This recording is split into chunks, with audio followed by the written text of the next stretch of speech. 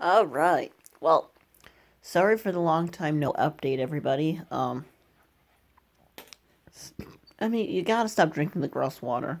Sit, sit, sit. Good dog. Um, I've just been really busy with end of semester paperwork and such. The fun of being a grad student. So we are going to do some Bombina breeding updates. Um, why don't we start with the Bombina, because this is supposed to be a series about Bombina, and then I'll get into the other amphibian activities that I've been up to.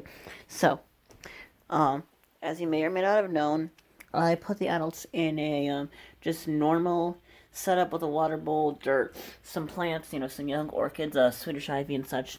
Um, and I also redid the pickerel frog cage. I got a gecko. We have an Emmy. A large number of the tadpoles are now toadlets. You can see we have, legged tadpoles and toadlets in here. We now have 3 toadlet bins.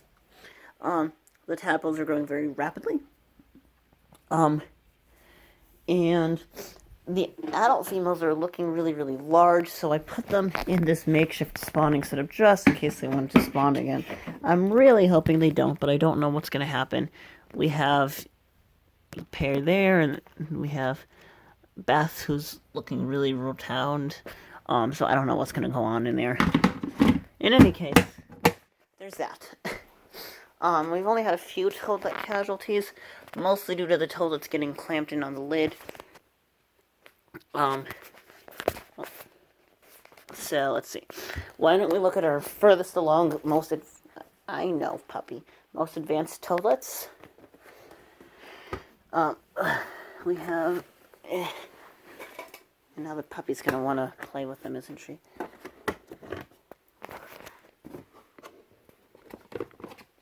Oh, great. Great googly moogly. Guys, you can't do that. Crud. That one might be gone now. Okay. We gotta keep them all down into the cage.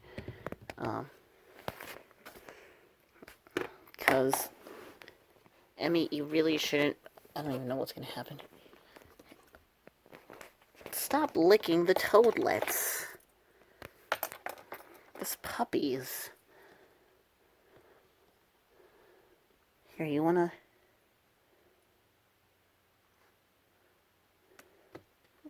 Friend. These tree frogs are fireblade toads, honestly, guys. Alright, so I'm giving them a quite varied diet.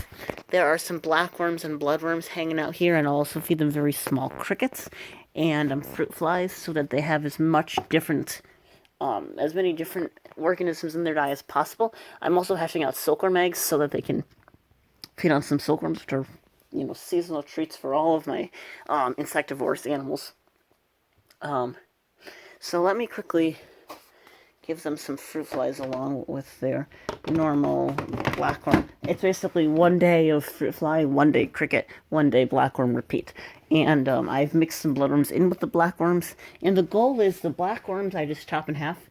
And hopefully they'll be mixed up enough with some bloodworms so that they get the color when they go after the blackworms. But they don't seem to be eating the blackworms to a great extent just yet, probably just because of their age.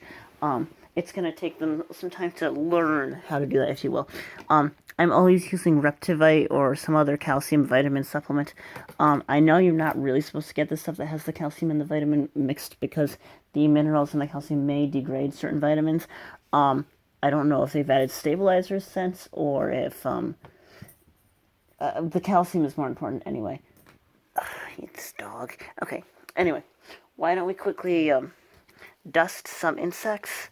So we got the calcium dust in the container here, and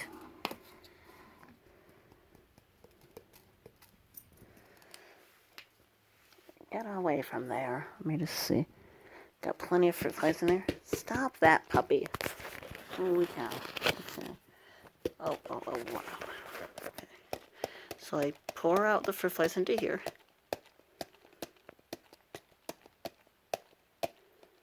That should be enough for. Okay. Really want to get them coated, and the toadlets do take a little bit of a minute to learn how to eat the coated, dusted fruit flies. But the more vitamin and nutrient powder they can get in their bodies at this young age, the better. You're not going to have as many muscle or bone problems with them. And then what I do is I just put the container in there on its side so that the fruit flies can kind of crawl into there. You never, ever, ever, ever, ever, ever, ever, ever, ever, ever, ever, ever want to leave this dust in a container in the toilet cage because the toilets will fall into it and dry up. And I learned that the hard way the first time I bred these animals. Okay, that should be plenty for this cage. Emmy, get out of there. Watch out. It's a good thing I'm experienced with the animal care, guys. Okay. Alright, that's good. They have some food. And yes, this is not escape-proof for the fruit flies. I do occasionally have fruit flies that get into the crested gecko cage and everything. Not gonna worry too much about that. These, I find that the very... Oh, look, the two-lined gecko is moving about. I find the very young toadlets don't seem to eat very much, so I'm not going to feed these guys that I've just put in here just yet. Maybe tomorrow or the day after.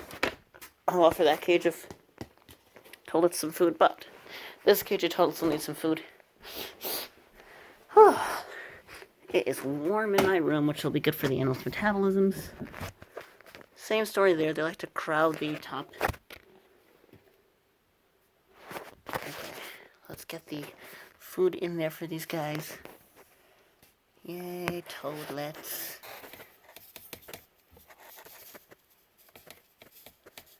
That's me in the corner. Okay, that should be okay. Alright. Did you guys hear the one about the dyslexic agnostic insomniac? He stayed up all night wondering whether or not there was a dog. Anyway. Alright, so we got the fire bellies taken care of.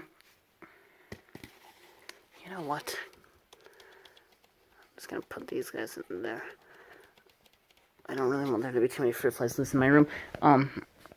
So a couple of other odds and ends. Pretty sure these are all wood frog tadpoles. I went out and collected some eggs and tadpoles of various things. I've got a spotted salamander hatchling that I'm gonna put in a container soon. I found these compact... Oh, wait, this is spotted salamander egg mess that I found. I just wanted to raise a couple of spotted salamander larvae. I don't want to raise a whole clutch. I'll release the others once they hatch. I found these compact frog egg masses kind of submerged, and I didn't know if they were pickerel frog or wood frog. I mean, my best guess is, okay, these were just dead wood frog egg masses.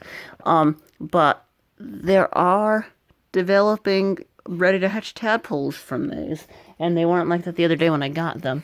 And then these eggs from a different source are kind of doing the same thing, developing. So I don't know if this is just neurulating pickerel frog eggs or what. I guess I'll find out once the tadpoles start to grow and, show themselves their true form. We also have this very young spring peeper tadpole that my friend and I just captured. You can tell it's spring peeper because it has eyes that are... Oh, you can see all the Jaffney in there with it. They're very, very tiny at first. But it's spring peeper. It's got the eyes that are raised above the body rather than kind of being flat on the head. Emmy. And now the dog is licking me. Anyways, and you can see some Daphne living there. And it's got kind of like the whiskery nostrils. So that's basically what's going on here. So I might make some other videos based on the other tadpoles. The other thing I'm looking for are gray tree frog breeding pairs and whatnot, eggs, tadpoles. I have this Greg the Gray. He's in there. I caught him on Easter on my railing, so he's just hanging out with me. I've been hearing male gray tree frogs more and more, so hopefully I'll see some eggs or find some mating pairs or adult females very shortly. I've been keeping an eye out for them. Nothing yet, but hopefully soon.